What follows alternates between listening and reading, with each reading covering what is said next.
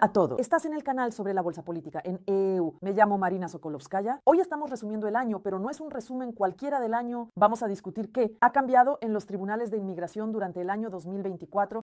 Discutiremos el comienzo de 2025 y las tendencias. Vamos allá. Podríamos simplemente discutir ya lo que está sucediendo en el año 2025 porque tenemos todo el derecho a hacerlo. Miren, siempre hay que hablar sobre el año fiscal. El año fiscal termina el 30 de septiembre, es decir, desde el 1 de octubre de 2024 ya estamos acumulando estadísticas. El año 25, este difícil comienzo del 25, no habría sido sin que el 24 hubiera sido fácil. Entienden, todo se agravó, se puede decir aproximadamente, en marzo o abril del año 24, es decir, por supuesto, fue en aumento lo que estaba sucediendo. Hablamos naturalmente de casos de habla rusa, así que ahora no estamos hablando de los países de África y América Latina, estamos hablando solo de casos de habla rusa en general, no solo de Rusia, y así comenzaron a ocurrir cambios.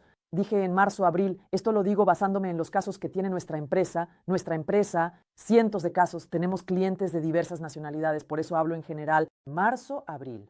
Notamos, digamos, un endurecimiento por parte de la Fiscalía en cuanto a lo que comenzaron a exigir como pruebas. Esto comenzó muy lentamente, ¿saben? Como gota a gota. Aquí, algo dijo el fiscal, aquí. Se podría decir que un aguacero se desató en junio del año 24. ¿Qué sucedió?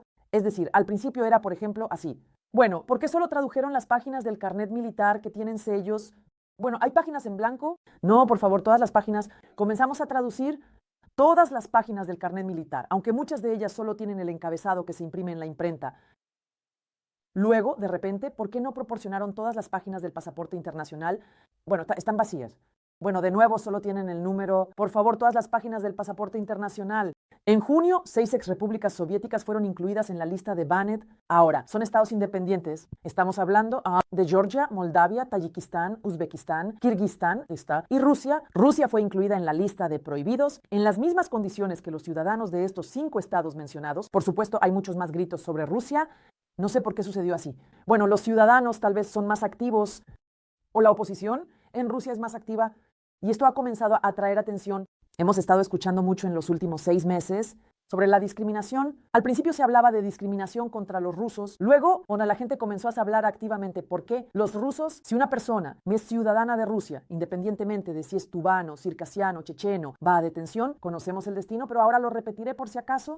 Finalmente, la discriminación cambió de rusos a ciudadanos rusos. Y al final, finalmente, después de medio año, comenzaron a hablar de que en realidad el banco se extiende a 6 países. Así que brevemente, ¿por qué apareció el banco? Hay 2 razones. La primera razón son los sentimientos prorrusos. Si no estamos hablando de Rusia, por ejemplo, Georgia, donde ganó el sueño georgiano, ganó, quisiera decir entre comillas, sí, o Moldávia, que está estrechamente vinculada con Transnistria, o Tayikistán, Uzbekistán, Kirguistán, donde hay problemas con el islamismo radical y, por ejemplo, con los miembros del ISIS, es decir, en el año 23. En septiembre, cuando aún no existía esta prohibición, pero todo ya se encaminaba hacia ella, fue detenido un cartel en Asia Central, donde había un miembro del ISIS. Durante el año 2024, por cierto, esto ocurrió en primavera, cuando fueron detenidos 8 ciudadanos de Tayikistán. 6 de ellos también eran ciudadanos de Rusia, que eran miembros del ISIS. Después de eso, se puede decir que la tormenta estalló. Entonces, la primera razón de esta prohibición radica en que los agentes prorrusos, las inclinaciones prorrusas, los miembros de Wagner, los miembros del ISIS, los agentes del FSO, el FSB, agentes especiales se infiltraron como solicitantes de asilo, miembros de ONG, etcétera, cruzando la frontera. Primero, la obtención de asilo en E.U. se ha vuelto masiva. Y estamos hablando de un buen sentido comercial. Bueno, esto no es un cumplido para quienes se dedican a esto, simplemente es una constatación de los hechos. Y esto es tan obvio, por ejemplo, vienen a nosotros, no sé, ciudadanos de Kirguistán, y nos cuentan que han surgido agencias de viajes que primero te ayudan a reunir un paquete de documentos para obtener una visa de turista. Y cuando no te dan la visa de turista, porque Kirguistán es un país cuyos ciudadanos reciben negativas, en el 65-62% de los casos, un nivel de rechazo bastante alto para la visa de turista, entonces la agencia de viajes ofrece a una persona que acompañará en el camino desde el país hasta la frontera entre México y Estados Unidos. A los ciudadanos de Kirguistán, Tayikistán, Uzbekistán y muchas otras repúblicas exsoviéticas para ingresar al territorio de México necesitan tener una visa especial o Schengen o una visa de Japón o Canadá, por lo que los llevan a través del famoso paso de Darién, Guatemala. Y todo esto se ha convertido en un flujo constante. Para los rusos, esto es falsificación de documentos. En general, todo esto fue la causa del veto. Y la razón por la que las autoridades endurecieron las medidas y Endurecimiento por parte de la Fiscalía es la principal diferencia de los tribunales de inmigración en 2024, respecto a todos los demás. Nunca ha sido tan difícil. Muchos creen o les gusta decir o disfrutan diciendo que la Fiscalía es injusta, que se han vuelto locos. No, simplemente han comenzado a hacer su trabajo con respecto a los ciudadanos de las antiguas repúblicas soviéticas con la misma dedicación y esfuerzo que antes aplicaban a los ciudadanos de todos los demás países. Además, según nuestros datos, los empleados de la Fiscalía o de la OPLA, la oficina, han recibido entrenamientos especiales, pero no se llevaron a cabo para tratar específicamente los casos de Rusia, sino que se realizaron para enseñar cómo. En general se debe abordar un caso, en qué se debe prestar atención. ¿Qué obtuvimos? Al final obtuvimos un endurecimiento de las normas, como dije, las exigencias se volvieron mucho más estrictas, empezaron a requerir documentos originales, incluso hasta el punto de exigir los originales de los pasaportes que están guardados en algún lugar por ahí.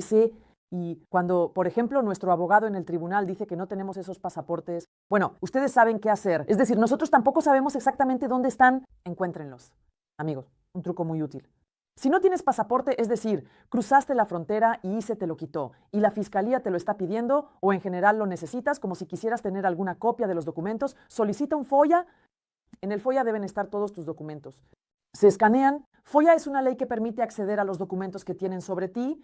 Tus documentos deben estar escaneados y almacenados en las profundidades de los departamentos federales correspondientes. Tenemos un video aparte sobre FOIA que explica cómo se puede salir de esta situación. Luego empezaron a exigir los carnés militares, traducirlos completamente, incluso las páginas vacías, digamos, entre comillas.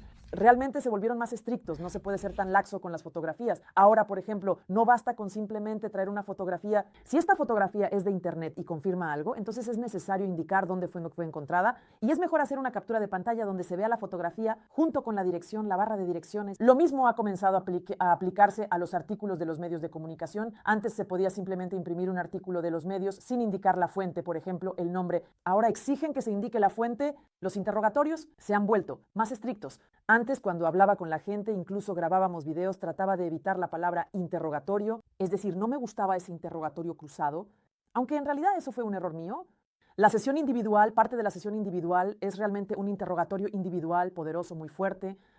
La persona está bajo una presión enorme por parte del fiscal y el juez. A menudo, sí, especialmente el juez es un exfiscal, porque no puedes cambiar tu naturaleza. Si has estado 10 años en el puesto de fiscal y luego te conviertes en juez, lo que ocurrió durante el mandato de Trump y lo que esperamos en 2025, eso ya es sobre tendencias de las que hablaremos más tarde. Entonces, lo más probable es que seas el mismo tipo de juez que fuiste como fiscal. Es muy difícil cambiar la táctica de comportamiento en el tribunal. Así que los interrogatorios cruzados se han vuelto tan serios, largos, exigentes, muy pesados, que ya no es suficiente con un solo juicio. Les recuerdo que un juicio individual está limitado a una cierta cantidad de horas. No es posible interrogar a una persona todo el día.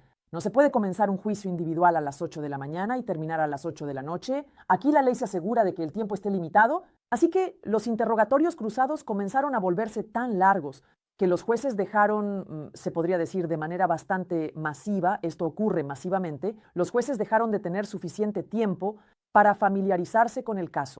Y al final empezaron a escucharse frases como reprogramaremos, sesión adicional, leeré todo esto y emitiré una decisión por escrito, necesito familiarizarme con el caso, y todo esto se prolonga durante medio año, la persona durante medio año entre el cielo y la tierra no sabe. Entonces, ¿qué decidió el juez para nosotros? Otro comentario, muy útil.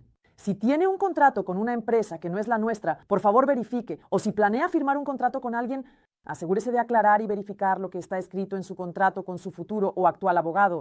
Con respecto a la audiencia individual, en nuestro contrato se especifica hasta el juicio final, no especificamos hasta cuál. El juicio final es cuando el juez pronuncia que el asilo es concedido o algo así. Bueno, entienden, ¿verdad? Es decir, cuando escuchamos algún veredicto del juez, muchas empresas, sabiendo que la audiencia individual puede no ser la primera, especialmente ahora, cuando esta situación ha cambiado significativamente en 2024, incluyen en su contrato una cláusula que dice que usted paga el contrato hasta la primera audiencia individual. Ahora relacione esta frase con lo que digo sobre cómo todo cambió en 2024 y que las audiencias individuales dejan de ser las únicas.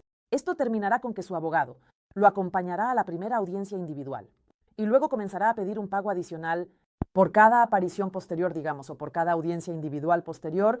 Y cuando piensas que has ahorrado, por ejemplo, alguien te ofreció un contrato más barato, sí, y solo hasta la primera audiencia individual, al final es muy posible que termines pagando más de lo que pagarías si hubieras firmado un contrato con aquellos que cubren todo hasta el juicio final. En general, ¿cómo se puede describir brevemente el año 2024?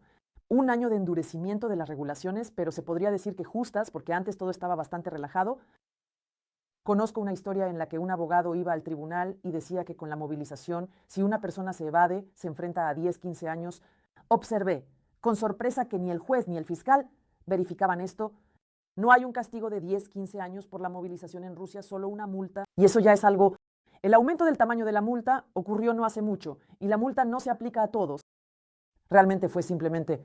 Bueno, los casos de Rusia iban viento en popa, gracias, como se dice, al camarada Putin, porque hizo todo para que fueran fuertes. Lo mismo, por cierto, se aplica a Lukashenko, pero esta tendencia está quedando en el pasado. Ya hemos observado durante 3 meses cómo se llevan a cabo los juicios en el año 2025. Y ahora, además de que todo esto se estaba complicando para nosotros, con Biden, además ganó Trump y salió Trump.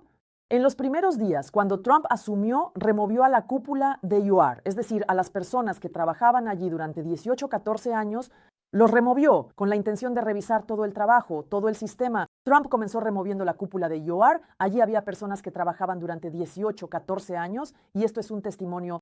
Es un testimonio de que se avecinan cambios, es decir, habrá una reforma, el sistema será reformado. En general, en el año 2024 disminuyó el nivel general de aprobación. La tendencia a la disminución del nivel de aprobación en el año 2025 definitivamente ocurrirá, ya está sucediendo, porque, repito, ya hemos vivido esto por algún tiempo. En el año 2025 se refiere al año fiscal. Esto también lo indican, además de todo, las acciones de Trump, el nuevo fiscal general. Sabemos en principio que el fiscal general está subordinado al presidente y el nuevo fiscal general recibirá, por supuesto, sus instrucciones. Hemos contado repetidamente que, por ejemplo, en el mandato anterior de Trump, las víctimas de violencia doméstica, por ejemplo, dejaron de tener derecho a obtener asilo político en los EEU, es decir, las subcategorías. Pueden ser consideradas, se pueden dar instrucciones para que, bueno, no instrucciones directas, no se puede decirle a un juez que rechace a todos, que no otorgue asilo político, pero por supuesto se pueden apretar las tuercas. Los jueces de inmigración no son independientes. Hemos hablado de esto muchas veces. Recuerdo el asombro de nuestros espectadores cuando filmamos el primer video, cuando dijimos que los jueces de inmigración, a diferencia de los civiles o penales, no son independientes. Como nos dijeron, explicamos a la gente que ellos también son representantes del Poder Ejecutivo, al igual que los fiscales o los abogados del Estado, como se les llama. No son personas independientes, están subordinadas al fiscal general. El fiscal general es nombrado por el presidente y refleja, en general, lleva al público los pensamientos e ideas que el presidente quiere de él. Por lo tanto, por supuesto, uno debe estar preparado para esto. No hay nada positivo que esperar aquí. Sin embargo, las estadísticas de victorias para los mismos inmigrantes de los países de la antigua Unión Soviética en el año fiscal 2025 o durante los primeros 4 meses no han cambiado globalmente. Hay una tendencia a la baja, pero no global. La gente sigue ganando casos en detención. En detención también contamos, por cierto, un momento interesante. En detención, en 2024, se volvió más fácil ganar un caso. Eso es lo interesante. Es decir, en principio se estaba apretando el tornillo. Explicamos que las detenciones están llenas. Hay 45,000 plazas y cerca de la misma cantidad de personas están detenidas. No hay camas vacías. Así que los jueces dejaron de poder manejarlo. Los jueces, precisamente la detención, dejó de poder manejar tal flujo de personas. Dejaron de poder manejar tal cantidad de casos que necesitan ser revisados y comenzaron a involucrarse, digamos, jueces en libertad. Y los jueces fuera de la detención, que son menos parciales, que en general, bueno, no sé, trabajan en general en libertad, son más indulgentes, juzgan. De manera menos dura, menos estricta, después de todo, el factor humano está presente y el nivel de aprobación en la detención precisamente se volvió más alto gracias a que llegaron, repito, jueces que no estaban asignados solo a la detención. Por ejemplo, en California esto fue especialmente notable. Sí, hay otra tendencia separada, cuando a las personas que ya han ganado, el caso, no las liberan. Esto se refiere a Texas, porque tienen reservada la apelación. Esto se refiere a Texas, esto se refiere a Luisiana. En principio, la reserva de apelaciones se refiere en mayor medida a la detención. Es decir, cuando la fiscalía dice, vamos a reservar la apelación, por lo general, si la persona tiene un abogado y está en libertad en el 99% de los casos, o bien en el 95% de los casos, esto no ocurre. La apelación se reserva y se presenta por lo general en caso de que la persona esté en detención. En general es un problema, pero creo que todos lo saben. En general, ¿qué esperar en el año 25? Si en el año 25, sin duda, se endurecerán las medidas, las bases. Las bases, no desaparecerán las razones para obtener el asilo político y seguirán siendo las mismas. Además, en el Tribunal Supremo tuvimos un precedente que habla sobre el 10%. Es decir, el 10% es necesario demostrar la probabilidad de persecución para obtener asilo. Con este precedente tampoco se puede hacer nada, pero el fiscal general puede revisar los precedentes a nivel de la Junta de Apelaciones de Inmigración como una opción. Y esta revisión, que probablemente se hará en casos individuales, en categorías individuales, le ayudará a ajustar las tuercas profesionalmente. Es decir, si se revisan los precedentes, esto llevará a que los jueces, por mucho que lo deseen, no puedan otorgar asilo político, por ejemplo, como ya ha sucedido con la violencia doméstica. ¿Cuál es la conclusión aquí? La conclusión es simple. Prepárense meticulosamente, no confíen en la suerte. El tiempo en el que se podía, digamos, ganar un caso en el tribunal de manera fácil y divertida ya no ha pasado, pero está pasando. Por lo tanto, nos preparamos meticulosamente. Enviamos los casos para evaluación, contratamos a un abogado. En resumen, hacemos todo lo que una persona sensata debería hacer en esta situación. Quiero besos a Dios.